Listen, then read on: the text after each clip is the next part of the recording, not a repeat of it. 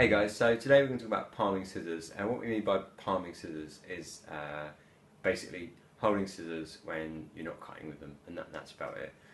This is sort of an unintentional part 2 to the DIY series, in that in part 1 we talked about scissors and buying, using, maintaining, but I realised when I was editing it down that I hadn't actually talked about palming scissors when we were talking about how to use them.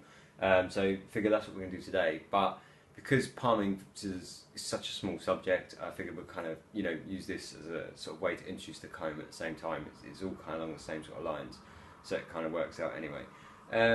So yeah, by palming scissors, what we mean is just holding scissors when you're not cutting with them, and its primary concern is safety for you, your client, everyone around you, and also for your scissors, so you don't drop them, and comfort as well. But yeah, so to move on quickly, this is your cutting position. There's two ways of seeing a palming scissors, sort of two main ways, but I'm sure there's millions.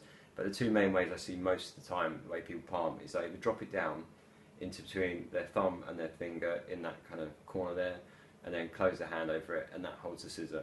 I don't really like doing that because it leaves the blade quite exposed. It's not sharp, you're not going to stab anyone with it, but at the same time, it looks a bit scary. I don't really like it. So I normally do it from the cutting position there, take my thumb out, take my finger off the little finger rest, and then you just drop it down. So that's, yeah, basically, that's palming scissors. Just drop it down to there, hold it with these two fingers here, and that's not going to go anywhere, and you're not going to hurt anyone.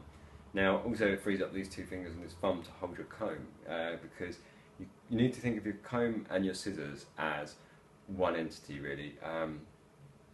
You need to use them independently, but you need to think of them as one entity. So a good way of visualising that, I find, is to think of the sort of the bottom of your scissor and the bottom of the comb sort of attached by sort of a foot of string. You can't just put your comb down, do some cutting, pick it up, put your scissors down. You need to be able to swap between the two hands. This is pretty basic, and you might roll your eyes at this, but this is a DIY cutting series, so who knows where you're starting from.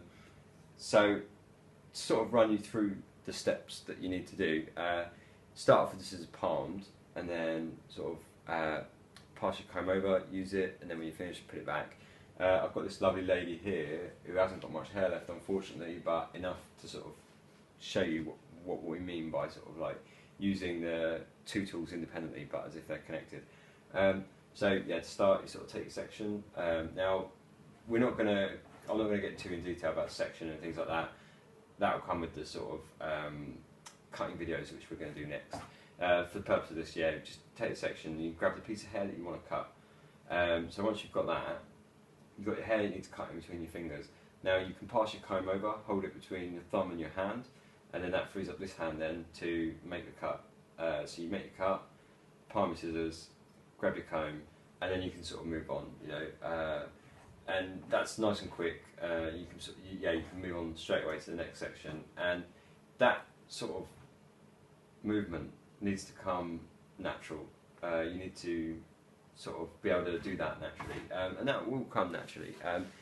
When I started, I was a bit nerdy. I used to sit and watch films on the sofa and just sort of pass them, just grab the tools in your hands basically, and just say pass my comb between the two, palm scissors, unpalm them, sort of palm and pass it constantly, just to get the hang of using them. And that will sort of, if you do that when you find you've got some time, it will just help with dexterity. You will find that you're not kind of worrying about your hands too much, because you can't really be thinking about what's going on in your hands. It needs to come natural, because you need to be focusing on your lovely client here, not what's going on in your hands. So yeah, that's essentially, anyway, that's palming and using a comb and scissor at the same time. It's quite a short video.